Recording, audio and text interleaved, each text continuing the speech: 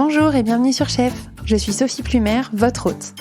Avec Chef, je dresse des portraits de femmes et d'hommes engagés dans leur entreprise, passionnés par l'intelligence collective et qui accompagnent leurs équipes de manière positive.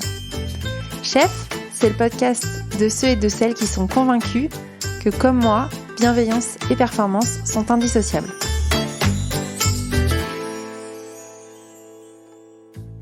Hello les chefs, aujourd'hui je vous amène au bureau, mais pas n'importe quel bureau. Le bureau du futur, le bureau qui est chez vous dans les locaux de votre employeur, ailleurs. Le bureau dans lequel il n'y a pas de présence ou d'absence. Il n'y a que des relations de travail intéressantes et performantes. Vous sentez mon petit côté poète dans cette intro ? C'est parce que j'ai eu l'honneur et le plaisir de rencontrer Camille Rabineau. Camille, elle accompagne les entreprises dans leurs projets d'aménagement d'espace. Elle est aussi membre du Lab Welcome to the Jungle, sur lequel elle écrit sur ces sujets. Elle est la co-autrice du livre La petite boîte à outils du télétravail. J'ai invité Camille sur Chef pour qu'elle nous explique les mutations qui sont en train de s'opérer dans notre rapport au bureau, le rôle du bureau et tout ce qui s'y joue en matière de travail collaboratif, de sociabilité, d'aménagement d'espace aussi, et bien sûr en arrière-plan, le développement fort du télétravail. Ce que j'ai aimé dans cet épisode, c'est que Camille, elle a les pieds sur terre.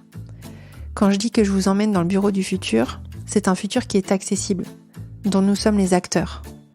Un futur dans lequel nous écoutons nos besoins en tant que professionnels et aussi en tant qu'humains. Nos besoins de lien, nos besoins de moments de pause et de calme, nos besoins de collaboration, nos besoins de reconnaissance. Camille, elle s'inscrit vraiment dans une démarche d'accompagnement pour atteindre un cadre de travail plus positif pour tout le monde, y compris pour notre planète. Et ça, j'aime bien. Je voulais aussi vous dire qu'en bonus de l'épisode de Camille, j'ai eu la chance de recueillir un témoignage terrain auprès d'un DRH qui est en train de mener la transformation du bureau de son entreprise. Ce DRH, vous le connaissez, puisque c'était mon invité de l'épisode 31. Il s'agit de Mathieu Warnier, le DRH Europe de l'Ouest de DXC Technologies, qui a bien voulu me partager les choix et les problématiques que DXC rencontre sur le sujet des locaux. N'oubliez pas de partager cet épisode autour de vous à 2 collègues ou amis qui sont managers, DRH ou responsables des bureaux de votre entreprise et de noter le podcast sur Apple Podcast également, ça m'aide vraiment beaucoup. Tout ceci étant dit, je vous souhaite une excellente écoute de ma conversation avec Camille Rabineau. Bonjour Camille. Bonjour Sophie. Comment vas-tu ? Je vais très bien, je suis ravie d'être ici avec toi sur Chef. Moi aussi, je suis vraiment ravie de t'accueillir. Camille, tu es la fondatrice de Comme on travaille. Comme on travaille, vous accompagnez les organisations dans leurs projets d'aménagement de l'espace de travail pour en faire des projets positifs, adaptés aux besoins des collaborateurs et de l'entreprise. C'est ça ? Écoute, ce pitch, je te le reprendrai, je ne l'aurais pas mieux dit. Est-ce que tu peux, juste en quelques mots, m'expliquer un petit peu comment tu es venue à faire des projets d'aménagement de travail ? Je crois que tout simplement, ce métier-là, il met en résonance plusieurs choses qui me passionnent depuis longtemps et qui d'ailleurs ont constitué mon parcours professionnel dans ces premières années. La première chose, c'est les lieux. Moi, j'ai toujours eu une passion pour les lieux, la magie qui s'y déroule, leur diversité, les rencontres qui s'y passent. C'est ce qui a fait que j'ai choisi l'urbanisme quand j'étais étudiante. Et d'ailleurs, c'est marrant parce que récemment, dans le cadre d'un article que j'écrivais, je me suis replongée dans mon mémoire de fin d'études que j'avais consacré à l'époque, aux friches industrielles qui sont reconverties, notamment en tiers-lieu culturel, enfin ce genre de choses. Et à l'époque, j'habitais à Londres. Et ce qui m'a frappée, c'est que déjà la problématique de mon mémoire, c'était regarder ce que les lieux font dans ces nouvelles dynamiques. Tu vois, en quoi le lieu lui-même a un rôle. Et du coup, je me suis dit, waouh, ça vient de loin. Cette interrogation que j'ai, ça vient de loin. Donc déjà, voilà, j'avais vraiment cette passion-là. Et puis la deuxième chose, c'est que je crois peut-être encore plus, j'adore observer les dynamiques humaines, en fait, les relations humaines qui se nouent, comment circulent les idées, comment se prennent les décisions. Et donc, du coup, finalement, ce rôle que je me suis construite d'accompagner dans ces projets de réaménagement strictement le volet humain, c'est-à-dire comment les dirigeants, les encadrants, les équipes de façon générale vont s'approprier ces sujets, vont avoir leur voix dans ces projets et vont cheminer elles aussi jusqu'à prendre de nouvelles habitudes dans leurs futurs espaces. C'est vraiment quelque chose que j'aime faire, et ce qui est rigolo, c'est que j'ai seulement récemment fait le lien avec le fait que donc moi j'ai travaillé en politique un peu avant de rejoindre ces sujets il y a maintenant 6 ans, et je me suis dit oui, en fait il n'y a pas de hasard, décider collectivement, débattre de ce qu'on veut pour ses conditions de travail, oui c'est de la politique finalement. Donc voilà, tu vois, c'est une mise en musique de plein de choses qui me passionnaient et qui ont fait mon parcours. Des pièces de puzzle qui s'assemblent à un moment donné. Exactement, ouais. Tu as créé Comment travaille en 2019. Donc en 2019, on était un peu dans je vais pas dire dans un autre monde, mais en tout cas depuis, le monde a bien évolué, notamment avec le Covid, en matière de rapport au travail, de lieu de travail, d'aménagement des bureaux, de développement accéléré du télétravail, de notre manière aussi de travailler. Quel est ton regard sur les conséquences de cette crise et les évolutions qu'elle entraîne sur le rapport au travail dans son ensemble? Oui, bon, d'abord, je pense que ce qu'il faut dire, en tout cas moi, la façon dont je le vois, c'est que mon regard, il est super en éveil en fait. Il est ultra curieux sur tout ce qui se passe, parce que c'est vrai que depuis 2 ans, sur cette question de ce que va devenir le travail, comment va évoluer le travail, ce que va devenir le bureau, on a pu lire énormément de choses, des choses parfois très affirmatives, assez véhémentes. Et d'ailleurs, pour moi, pour être honnête, c'est assez perturbant, parce que je travaillais déjà sur ces sujets en fait depuis plusieurs années, et c'était quand même un peu en dessous des radars, et du coup tout d'un coup ça arrive en haut de l'agenda, tout le monde s'y intéresse, et bon c'est un effet loupe un peu perturbant, mais la réalité c'est quand même qu'il y a beaucoup d'incertitudes encore. La période elle nous a énormément surpris, et je pense qu'on va encore être surpris. Et moi, je le vois ça dans les chefs d'entreprise, les équipes que j'accompagne, ils sont conscients de ça. C'est vrai qu'il y a une accélération de tout un tas de mouvements qui préexistaient. Mais j'entends aussi beaucoup des dirigeants dire, on teste des nouvelles choses, on met en place une formule, mais avec la conscience que les choses peuvent bouger, on pourra revenir en arrière. Et en fait, il faut surtout faire preuve d'une grande adaptabilité. Après, une fois qu'on a dit ça, je pense que une conviction en tout cas que j'ai, c'est que la crise a rendu plus visible en fait les sujets d'organisation du travail, et l'importance que ce soit des choses qui soient pensées, qui soient pas juste liées au hasard ou à l'habitude, parce qu'on a toujours fait comme ça, et de l'importance aussi d'en discuter dans l'entreprise. Donc c'est peut-être le point commun que je vois dans tous les clients ou les entreprises que je discute et les projets que j'accompagne.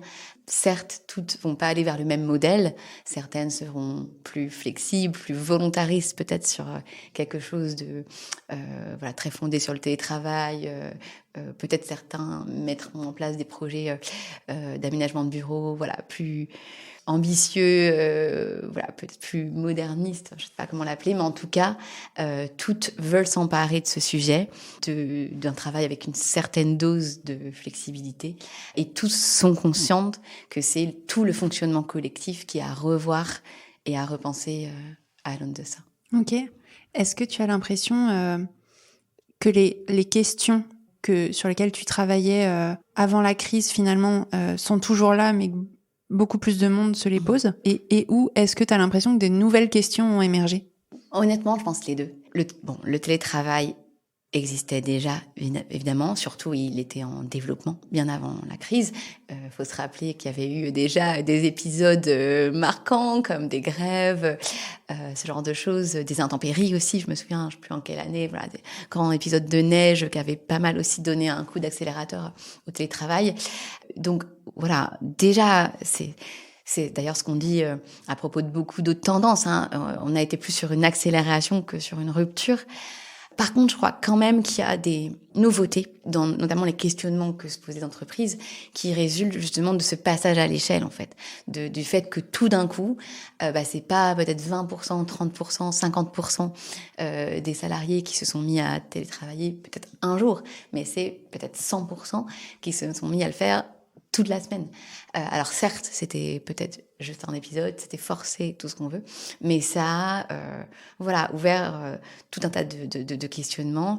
Et voilà, donc oui, moi je suis persuadée que ce passage à l'échelle, en fait, il a fait prendre conscience justement que de ce que je disais à l'instant, c'est-à-dire en fait on peut plus continuer à fonctionner comme avant et finalement le télétravail est un ingrédient un peu périphérique de notre organisation autour duquel on va réaménager certaines choses, mais globalement, on va continuer à avoir un fonctionnement très proche de ce qu'on avait avant. Ben non, il faut tout réorganiser, repenser autour de ce nouvel ingrédient-là, et surtout cette demande aussi qui vient des salariés, cette aspiration à mieux choisir leur projet de vie et à avoir accès à une plus grande liberté dans leurs conditions de travail. Oui, en t'écoutant, c'était une question que j'avais en arrière-plan qui était, on parle des dirigeants, des entreprises qui se posent des questions d'aménagement de leur travail, mais en fait, les salariés, ils ont aussi le droit, ils s'expriment en fait. Je trouve que c'est une des choses qui a évolué par rapport à peut-être avant la crise où j'avais l'impression qu'avant, c'était plutôt les entreprises qui, à la fois en matière de politique RH, bien-être au travail, politique financière aussi et d'aménagement de leurs locaux, se posaient ces questions-là, parfois en concertation avec les salariés, parfois non. Mais finalement, maintenant, les politiques de télétravail, de travail hybride, de conditions de travail de manière générale et de bureaux et de conditions de travail quand on va au bureau sont encore plus qu'avant, des vrais facteurs d'attraction et de fidélisation des collaborateurs. C'est un avis que tu partages ? C'est certain. Moi, je pense que tu as raison de dire aussi que cet épisode, elle aura fait entendre peut-être davantage la voix des salariés, parce que tout d'un coup, en fait, ils se sont trouvés à avoir accès à quelque chose où peut-être jusqu'à présent, ils n'avaient pas pu y avoir accès. Voilà, moi, par exemple, avec le recul, on peut être étonné, mais il y avait parfois des processus, des accords de télétravail dans certaines entreprises qui justifiaient, parfois 18 mois d'ancienneté dans l'entreprise, 6 mois dans le poste, des choses qui étaient quand même des barrières à l'entrée assez fortes. Et puis surtout, il y avait tout un tas d'entreprises qui ne le pratiquaient pas du tout. Ouais. Et même, les gens n'étaient pas équipés pour, ils avaient des ordinateurs fixes, la question ne se posait pas. Et donc c'est ça qui a été peut-être un peu un fait déclencheur, c'est que quelque chose honnêtement plébiscité par les salariés, parce qu'avoir accès à une certaine dose de télétravail, c'est ce que veulent les salariés. Là, tout d'un coup, a été rendu possible. Et donc, oui, ça peut donner l'impression un peu d'une bascule du rapport de force. Après, moi, je pense qu'aussi la grande nouveauté et le vrai challenge aujourd'hui pour en fait, ces collectifs de travail-là, c'est comment arriver à un mode de fonctionnement qui en fait soit viable pour le collectif, sachant qu'aucune aspiration individuelle ne se ressemble. C'est-à-dire que moi, ça je le vois très bien dans les projets sur lesquels je travaille, les entreprises avec lesquelles je travaille, il y a des publics de personnes qui veulent changer de vie, qui veulent garder leur job, mais tout quitter, s'installer dans un cadre beaucoup plus proche de leurs aspirations, ouvert, un meilleur cadre de vie, etc. Mais il y a aussi, et moi je peux en parler parce que en tant que recruteuse, c'est ce à quoi je suis confrontée en ce moment, des gens plutôt jeunes, qui n'ont pas forcément encore les budgets de réaliser leur projet de vie, qui n'ont pas forcément encore fondé de famille et du coup qui sont attachés à pouvoir garder le lien avec leurs copains, leurs parents, etc. Et eux, en fait, ils sont plutôt en demande d'avoir un bureau où se rendre, pour structurer leurs habitudes, pour rythmer avec la maison, pour socialiser avec les collègues. Donc voilà, et ça, je pense que pour moi, c'est ça le casse-tête, en fait, aujourd'hui. C'est comment tu continues à avoir une justice organisationnelle qui est quand même un concept assez fort, étudié en sociologie du travail et auquel les DRH sont sensibles et à raison. On peut pas avoir des régimes complètement au cas par cas dans quelque chose qui est quand même une micro-société, parce que c'est ça l'entreprise, en fait. Et voilà, donc comment avoir une certaine souplesse qui permette un peu d'accommoder le plus possible les souhaits individuels tout en faisant fonctionner le collectif, c'est vraiment ça pour moi le challenge aujourd'hui. Ouais. C'est hyper intéressant, c'est ce qu'on va un peu creuser dans l'épisode. Pour démarrer, j'aimerais comprendre un petit peu plus ton rôle dans les projets d'aménagement des entreprises que tu accompagnes. Parce que tu le disais, tu as des études d'urbanisme, mais tu n'es pas architecte. Exactement. J'ai compris que tu avais plutôt un rôle d'écoute, de conseil, de co-construction, de communication. Concrètement, c'est quoi ton rôle dans un projet d'aménagement d'espace en entreprise ? Mais c'est une bonne question. Alors c'est vrai que moi j'exerce un métier particulier, alors que moi je trouve passionnant, hein, mais qui est dédié en fait à l'accompagnement des humains, voilà, des dirigeants, des managers, des équipes. On peut le prendre aussi dans le sens inverse, partir plus de la base. Cela face à un projet de réaménagement des bureaux. Alors j'interviens aussi sur des réflexions parfois plus larges sur justement comment travailler demain, les conditions de travail, mais c'est vrai que j'ai une sensibilité et un faible particulier pour les projets de réaménagement.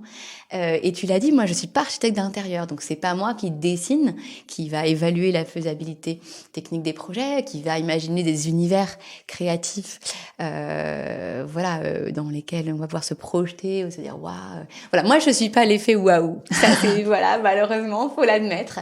Mais ce que je fais, ça va être plutôt d'écouter les personnes de l'entreprise, de les réunir pour les faire parler de ce qu'elles veulent, de les aider à décider collectivement de ce qu'elles veulent faire, à quoi doit ressembler leur bureau pour être fidèles justement à là où ils veulent aller en tant que collectif, en tant qu'entreprise, mais aussi les aider à vivre cette transition.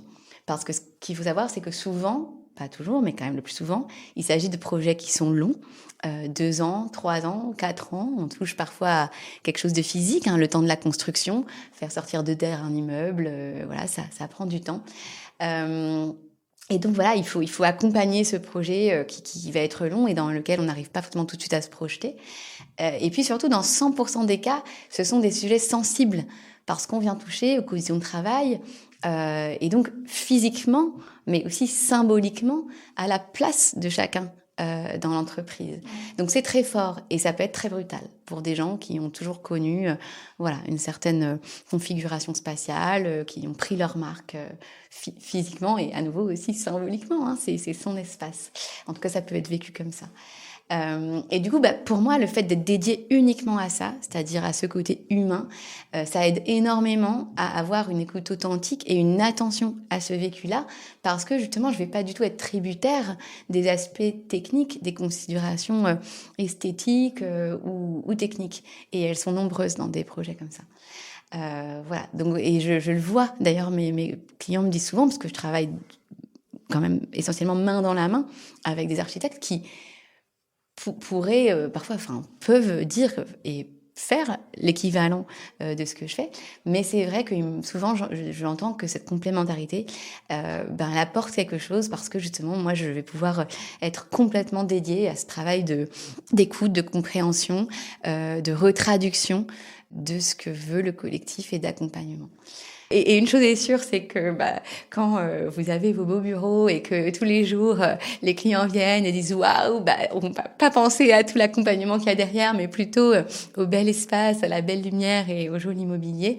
Mais une autre chose aussi qu'on peut dire, c'est que pendant 2, 3, 4 ans, un projet qui est pas accompagné, ça peut faire des dégâts aussi. Et je pense en tant qu'ancienne responsable de ressources humaines, tu dois peut-être voir de quoi. Ah ouais, moi j'ai vécu ça à 2 reprises. J'ai vécu des passages de bureaux fermés à des espaces beaucoup plus ouverts et appelons-le des open space complets où plus personne n'avait de bureau et donc bien sûr, il y avait des collaborateurs qui étaient ravis, mais il y en avait aussi d'autres qui, comme tu dis, qui perdaient leur espace, qui perdaient leur intimité, qui perdaient leur capacité à s'isoler aussi d'autrui, parce que c'est aussi un effort parfois d'être tous ensemble, en collectivité en permanence.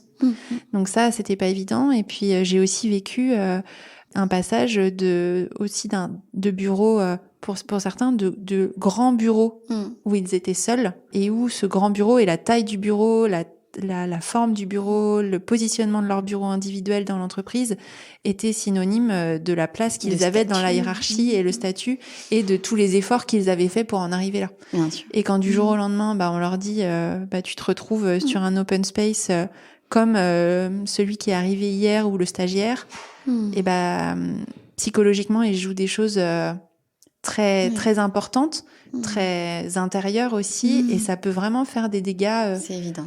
Humains. Alors peut-être pas uniquement ça, mais c'est sûr qu'en tout cas, moi je l'ai bien vécu, et c'est pour ça que j'étais intéressée de t'avoir sur Chef. Non, mais je trouve que tu touches à deux choses là. C'est que, d'abord, il faut pas nier que dans ces nouveaux types d'espaces qui se popularisent, donc des espaces plutôt plus ouverts, parfois mutualisés, donc ce qu'on appelle le flex office, où on va même plus forcément avoir de position attribuée nominative entre guillemets, mais on va mutualiser avec les collègues et plutôt être dans une logique de mobilité ou de jongler entre différents espaces dans sa journée de travail. D'abord, il faut savoir qu'il y a des aménagements qui sont ratés. Je veux dire, c'est évident que être tout simplement dans des espaces ouverts très grands, sans structure, qui viennent pas créer des petites intériorités où on retrouve, comme tu dis, une certaine intimité, une échelle humaine, et surtout où il n'y a pas d'alternative pour aller s'isoler, se concentrer quand on en a besoin. C'est pas soutenable en fait. C'est pas soutenable. Alors moi, ma vision, c'est que aujourd'hui, c'est plus ce type de projet-là qu'on fait. En tout cas, c'est pas ce que moi je vois, mais dans des précédentes décennies, évidemment, on a pu avoir ça. Ces open space, on a tous des images en tête, un peu en batterie, des grands à perte plateaux, de vue, avec aucun traitement phonique. Voilà, donc déjà, il y a ça, où il faut être lucide là-dessus. Et puis la deuxième chose, c'est que, oui, t'as raison. Enfin, c'est pas un hasard si, dans toutes les enquêtes, les Français continuent de plébisciter le bureau fermé. D'abord, c'est parce que aujourd'hui, c'est ce qu'ils connaissent majoritairement. Je cite toujours ce chiffre, mais qui m'avait vraiment marqué. C'était une étude en 2019 de l'Observatoire Actineo, donc un observatoire conduit par un sociologue très connu qui s'appelle Alain Diribarne, qui suit un peu l'évolution du paysage de l'immobilier tertiaire en France, et qui disait à l'époque que 66% des personnes qui exercent un métier de bureau, c'était du bureau fermé, soit seul, soit à 2, 3, à quelques-uns. Donc, en fait, c'est tout simple. C'est qu'aujourd'hui, c'est encore une réalité, ces nouveaux espaces là dont on parle beaucoup, qui est pas celle qui est la plus connue. Donc, ça fait peur. Et puis, bien sûr, qu'il y a un confort à avoir... comme on disait tout à l'heure, à se recréer son petit chez-soi dans l'entreprise. Après, évidemment, se posent d'autres questions comme est-ce que c'est adapté aux évolutions du travail en cours? Est-ce que c'est adapté justement à ce nouveau mode hybride dont on parle beaucoup en ce moment? Et puis aussi, moi, je trouve un argument qu'on n'entend pas du tout assez, mais qui pour moi est un peu massu. Est-ce que c'est soutenable d'un point de vue écologique quand on sait que ça revient finalement à gaspiller des mètres carrés, et donc de la ressource foncière, de la ressource en consommation d'énergie, qui vont quand c'est des mètres carrés donc qui sont privatisés finalement pour une personne qui va être là la moitié du temps, voire moins. Alors que quand tu les mutualises, ce sont des espaces qui vivent tout le temps d'une façon ou d'une autre. Exactement. J'aimerais qu'on prenne un pas de recul. On a parlé peu du télétravail, de la crise. On a parlé de ton rôle dans les projets d'aménagement d'espace. J'aimerais qu'on prenne un petit pas de recul sur finalement un peu la place du travail dans notre vie. Oui. Vaste sujet. T'as une actualité en ce moment, ou une de tes actualités, c'est que tu as coécrit un livre qui s'appelle La petite boîte à outils du télétravail, qui est paru très récemment. C'est ça, en septembre. En septembre, aux éditions Duno. Ouais. Merci Sophie d'en parler. Et que j'ai lu avec beaucoup d'attention et que j'ai trouvé passionnant. Donc je le conseille à tout le monde. Merci en tout cas beaucoup. Toutes les personnes qui s'intéressent à ces sujets de le lire. En plus, ça se lit très vite. Oui, c'est très pédagogue, c'est un format pratico-pratique. Donc voilà, j'ai vraiment appris pas mal de choses, et j'ai lu et relu avec beaucoup d'attention l'introduction que j'ai trouvée très riche. Vous faites plusieurs parallèles avec tes co-auteurs, mais dont un qui m'a interpellée, parce que vous faites un parallèle entre le travail et la religion, entre les grandes tours de la Défense et les cathédrales. Ouais. Est-ce que tu peux nous éclairer un peu sur cette comparaison qui, en tout cas moi au début, que j'ai trouvée forte, qui m'a surprise, mais en fait qui m'a parlé. Bien sûr. Donc je veux bien que tu nous expliques, est-ce que le travail c'est devenu la religion ? du XXe siècle et Ouais. est-ce que ça le sera au XXIe? Déjà, merci beaucoup, Sophie, d'avoir lu et de parler de ce livre. Je dois avouer que c'est mon premier livre et que j'ai été très émue du coup à la sortie de cet ouvrage. Tu l'as dit, c'est une coécriture. On est 3, ce qui n'est pas un exercice évident. Et du coup, sur cette métaphore de la cathédrale, je dois rendre hommage plutôt à Franz Go, donc qui est un des co-auteurs avec moi, qui est l'un des fondateurs d'un cabinet qui s'appelle LBMG, qui a été un des pionniers des cabinets de conseil qui ont beaucoup poussé ce sujet de télétravail il y a plus de 10 ans, à un moment où c'était encore plus en marge. Et donc pour en dire un peu plus sur lui, il est passionné d'ethnologie et il vient d'ailleurs de réaliser un documentaire sur les peuples d'Amazonie. Et du coup, il s'intéresse vraiment depuis 1 an sur cette réflexion autour des croyances en fait, les croyances qui sous-tendent tous les paradigmes dans lesquels on est, dans les différentes sociétés. Et donc, c'est ça, en fait, qui l'a amené à développer ce truc des cathédrales et cette idée de dire que finalement, c'est un peu religieusement qu'on allait mécaniquement au bureau, comme on va, certains d'entre nous allaient un peu à l'église tous les dimanches.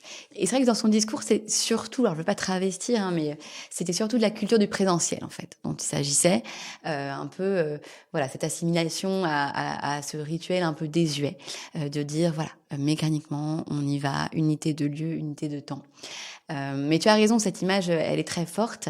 Et tu as raison, on peut faire le parallèle avec ce côté un peu des bâtisseurs, ces monuments presque que sont certaines architectures, en tout cas de bureaux. Et ça, on peut le voir au fil des époques, que ce soit déjà l'usine, si on remonte à l'ère industrielle, mais aussi plus récemment. Je pense, par exemple, tu connais peut-être au campus des années 80, 90, dans les villes nouvelles, comme il y a Challenger, le grand siège de Bouygues Construction, qui est monumental. Enfin, on dirait un truc de dessin animé. Franchement, quand on le voit, c'est un site hyper monumental. Je pense pareil pour le technocentre de Renault, comme ça, qui sont des grands noms comme ça d'architecture. On voit ça, oui, ça nous renvoie à ce truc de bâtisseur. C'est des prouesses, en fait, architecturales. Et pareil pour les dernières tours de building les plus récentes de la Défense, par exemple, mais d'autres quartiers d'affaires aussi.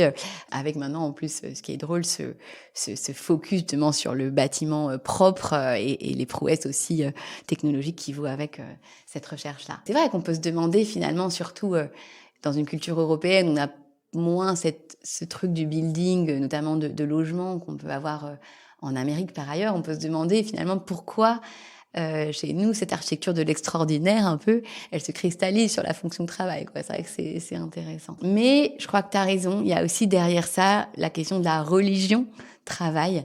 Et ça ouvre une réflexion beaucoup plus profonde sur la place du travail dans notre vie.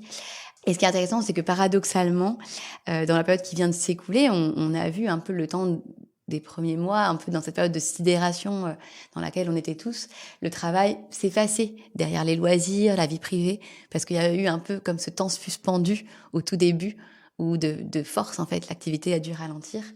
Mais paradoxalement, derrière, ce qu'on a vu, c'est aussi le naturel revenir au galop, et avec le télétravail, les journées s'allonger, la déconnexion rendue très difficile, la coupure en fait rendue très difficile. Et ça a été démontré. Moi, je prends toujours cette étude que j'avais trouvée dingue du National Bureau of Economic Research. Donc c'est un institut qui dépend de Harvard, qui avait récupéré tout un tas de données numériques, donc des outils de messagerie, des outils de visio, et qui avait montré que la journée de travail pendant les périodes de confinement dans 16 agglomérations dans tout le monde occidental, la journée de travail qui avait augmenté de quasiment 1 heure par jour. Donc c'est quand même pas rien, quoi, 1 heure par jour. Et moi, mon avis, c'est que je pense que c'est un raccourci, en fait, de faire croire que on a une religion travail, à cause du bureau.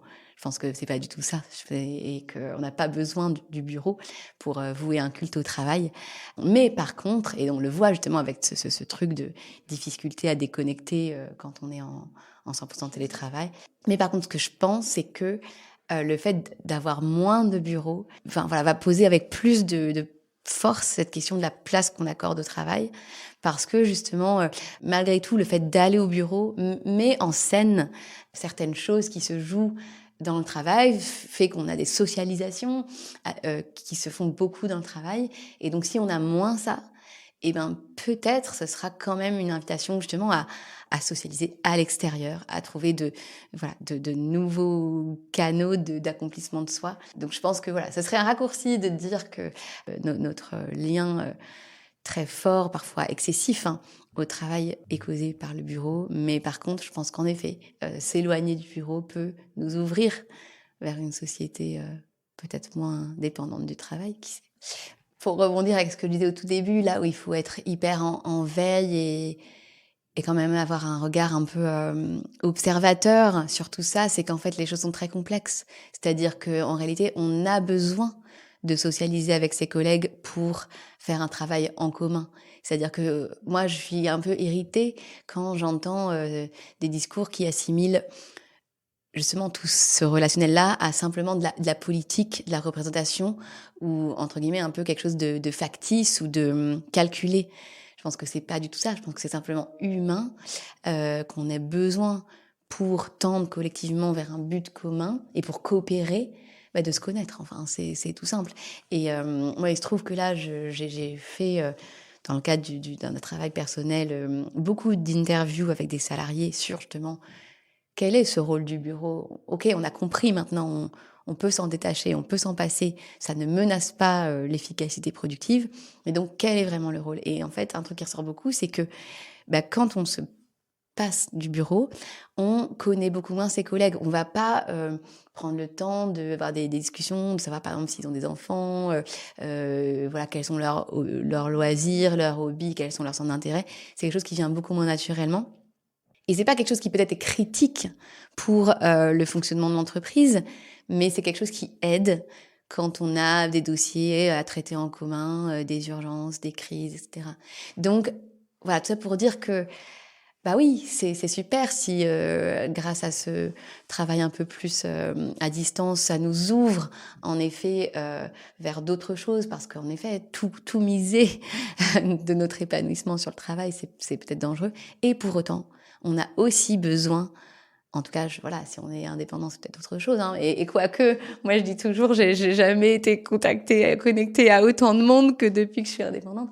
On a besoin aussi de ça, tout simplement, pour mener à bien son travail. Ouais. Donc c'est pas que du superflu, quoi. Ouais, bien sûr. Et c'est une partie importante de notre vie et qu'il faut intégrer en tant que telle. Exactement. Dans votre livre, vous donnez plusieurs clés pour faciliter la mise en place du télétravail ou peut-être du travail hybride. Quels seraient les 3 principaux conseils que tu donnerais, ou en tout cas peut-être des points d'attention que tu aurais envie de donner à des entreprises qui souhaitent mettre en place une politique de télétravail ou de travail hybride de manière positive?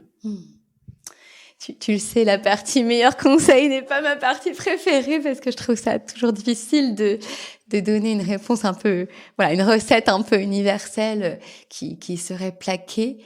Mais j'en aurais peut-être 2 sur vraiment le sujet de comment finalement tirer le meilleur de ce nouveau mode de travail qui nous concerne tous, qui concerne quand même beaucoup de monde.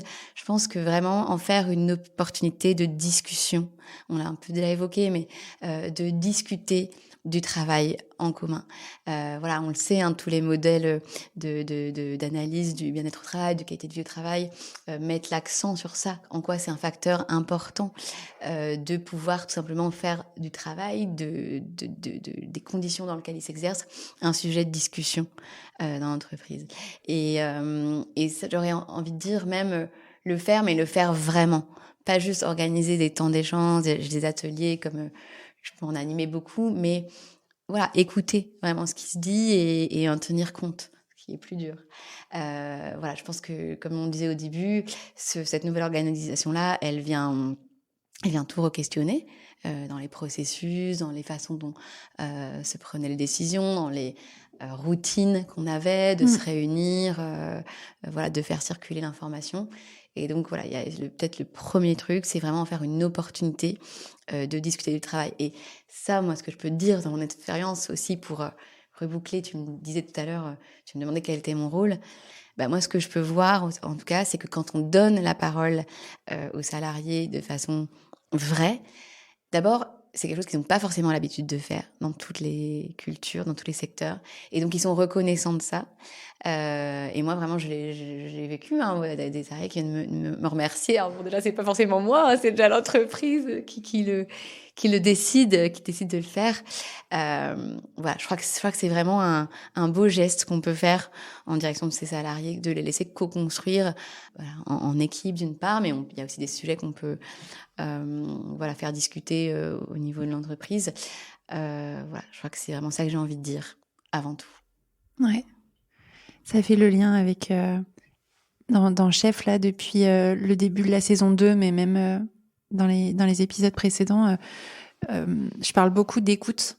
Donc ceux qui écoutent Chef, enfin tous les épisodes de Chef vont se dire mais elle radote en fait et change de disque. Mais encore une fois en fait c'est ce que tu dis, c'est intéressez-vous aux autres, écoutez-les vraiment et prenez en compte dans la mesure du possible, etc. Mais ce qu'ils disent et ce qu'ils ressentent en tout cas. Oui. Et je pense que ce qui est important, parce que ce qui peut faire peur, moi, il se trouve que ça m'arrive de former des responsables ressources humaines ou environnement de travail à justement comment accompagner tous ces projets-là. Donc là, si on revient plus sur des projets de réaménagement de travail. Et en fait, il y a un amalgame entre donner la parole, prendre en compte et dire oui à tout. Exactement. Mais c'est pas ça. On peut aussi prendre en compte, c'est aussi juste être capable de dire on a entendu, on sait, pour telle ou telle raison, on n'a pas pu le faire. Et d'ailleurs, ce n'était pas la seule voie, il y en avait aussi d'autres voies. Mais voilà, tel a été le point de vue exprimé, telle a été la décision prise. Et juste retracer ça, c'est déjà énorme en fait. C'est tout simplement donner un canal d'expression et, comme tu dis, faire une place à la diversité des points de vue et juste au fait qu'on a un point de vue en fait. Exactement. Et oui, et comme tu dis, écouter ne veut pas dire dire oui à tout, mais au moins on sait ce que pense l'autre, on sait quels sont ses besoins et on peut réagir et agir en conséquence. Donc soit lui dire bah tu vois je t'ai entendu, je t'ai écouté et voilà maintenant tu as accès à ça, ou ça n'a pas été possible pour telle et telle raison, mais en tout cas ça ouvre le débat, ça ouvre l'échange et les gens comprennent en fait les décisions. Oui, et puis si les gens comprennent pas, ou alors parfois ça arrive, font semblant de pas comprendre, on peut retracer justement ce processus-là et dire bah en fait non, on a entendu, on a intégré ça n'a pas pu être fait pour telle ou telle raison. Donc ça c'est hyper important aussi. Ouais. Ça assainit un peu les relations. J'aimerais que tu nous donnes peut-être quelques tendances sur l'aménagement d'espace. Donc, tu as encore senti un autre truc que j'adore. Tendance, conseil. Je sais pas, non, j'imagine là que dans les projets que tu accompagnes, peut-être les réflexions ont un peu évolué ou les aménagements d'espace changent un peu pour s'adapter justement à ce travail hybride. Est-ce qu'il y a des choses intéressantes que tu vois émerger, un peu nouvelles, ou au contraire des tendances qui se confirment? Ouais. Alors déjà, je pense que la première chose qu'on doit dire même, c'est que paradoxalement, moi je pense que même dans un cadre de travail hybride, les attentes envers le bureau, elles sont plus élevées que jamais. C'est-à-dire qu'en fait, les salariés, ils sont OK pour venir 3 jours, peut-être 4 même, en fonction des entreprises, des cultures, par semaine au bureau. Sauf que la réalité, c'est que parfois le bureau, il est nul en fait. Enfin, l'aménagement, les services proposés sont pas à la hauteur. Donc en fait, ils sont OK pour venir dans un cadre qui réponde à leurs besoins, à leurs besoins ergonomiques et qui soit à la hauteur. Justement, on a beaucoup parlé de cette vocation sociale que serait devenu le bureau aujourd'hui. Et donc, il leur offre en fait de vrais espaces pour ça, pour échanger spontanément, pour discuter avec les collègues. Voilà. Et moi, un chiffre que j'aime bien citer qui m'avait frappé, c'est que j'ai fait récemment un livre blanc donc avec Welcome to the Jungle sur le bureau justement post Voilà. Voilà. On va dire post-Covid. Disons post. Et on avait fait une petite enquête préalable à ce livre blanc. Et justement, 45% des répondants, c'était sur un échantillon à peu près de 1000 répondants, disaient que leurs attentes vis-à-vis du bureau sont plus élevées. Et c'est normal, en fait. Maintenant qu'on sait qu'on n'est plus obligé d'y aller, on est OK pour y aller, mais s'il est mieux. Donc ça, je pense que c'est la première tendance, et qui est une tendance positive, c'est que on a là une opportunité pour que le bureau il monte en gamme, en fait, que la qualité de ce qui est proposé comme espace, comme aménagement, comme ambiance, comme service, tout ce qu'on veut, elle s'améliore. Et d'ailleurs, c'est drôle, parce que ça, c'est ce que cherchent à faire tous les dirigeants. Moi, ceux avec lesquels je discute, ils me disent, moi, ce que je veux, c'est qu'en fait, ils aient envie de revenir. Et ça, c'est possible, mais si c'est à la hauteur. Donc ça, c'est déjà le premier point.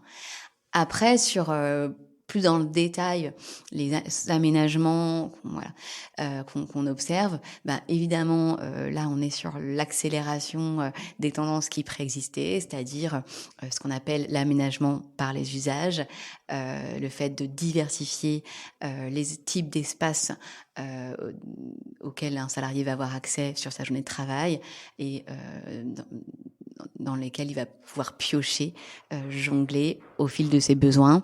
Donc, espace pour se concentrer, espace pour interagir de façon spontanée et informelle, espace pour faire des réunions. Donc ça continue. Enfin voilà, c'est vraiment au top de la forme, on va dire. Et puis avec cette question derrière de est-ce que on mutualise les positions de travail, donc on fait ce fameux flex office. Donc évidemment, de plus en plus d'entreprises s'interrogent là-dessus, pour les raisons qu'on a évoquées, c'est-à-dire écologique, économique, un peu optimisation, on pourrait dire immobilière, mais tout le monde ne saute pas le pas. Okay. Voilà, il y a encore des entreprises qui se disent le pas est trop grand, la marche est trop grande.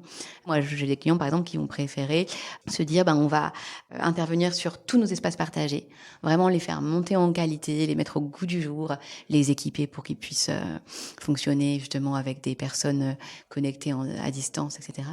Mais voilà, on a un peu toutes les nuances de gris dans ces tendances-là, mais c'est sûr que, en tout cas, ouais, je pense que l'idée de se dire on va faire monter en qualité ce qui est proposé aux salariés quand ils viennent au bureau, c'est sûr que c'est ce que veulent faire les entreprises. Peut-être juste pour terminer, oui.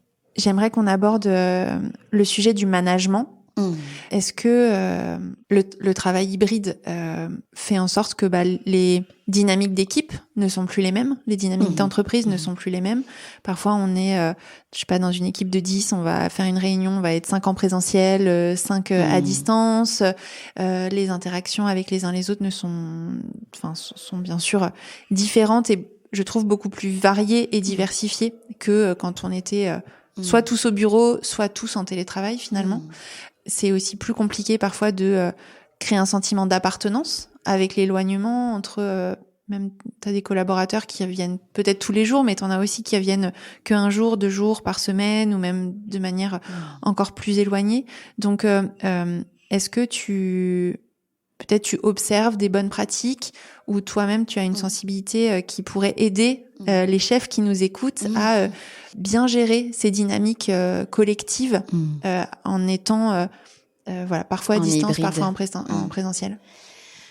Oui, alors moi la pratique que j'observe partout et que je pense qu'il y a un petit peu je pense que même ceux qui nous écouteront, c'est sûrement ce qu'ils ont mis en place eux-mêmes, c'est le fait de se dire on va avoir au moins une journée où on est tous ensemble. Okay. Ça, c'est un truc que je vois beaucoup.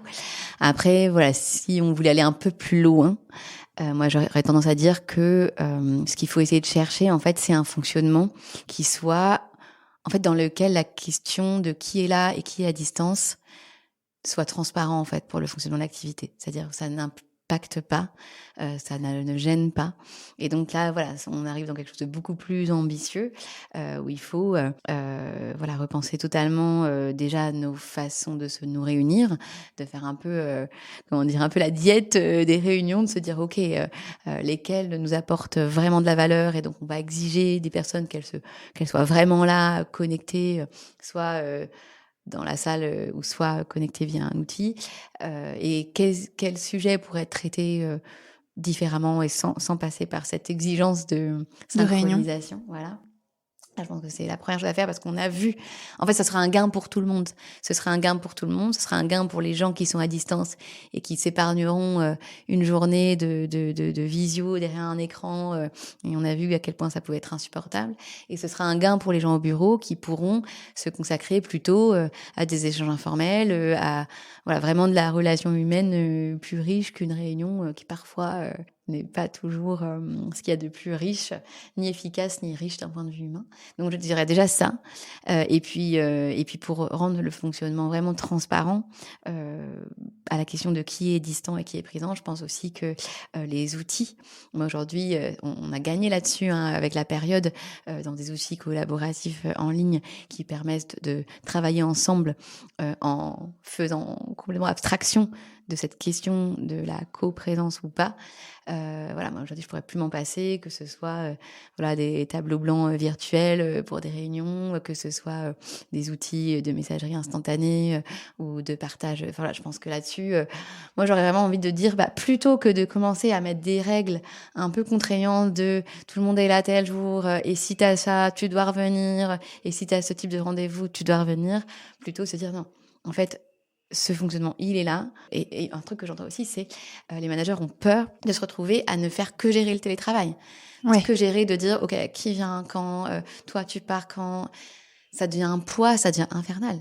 Et donc, plutôt travailler à rendre son fonctionnement finalement imperméable à cette question-là, me paraît beaucoup plus ambitieux, positif et long-termiste.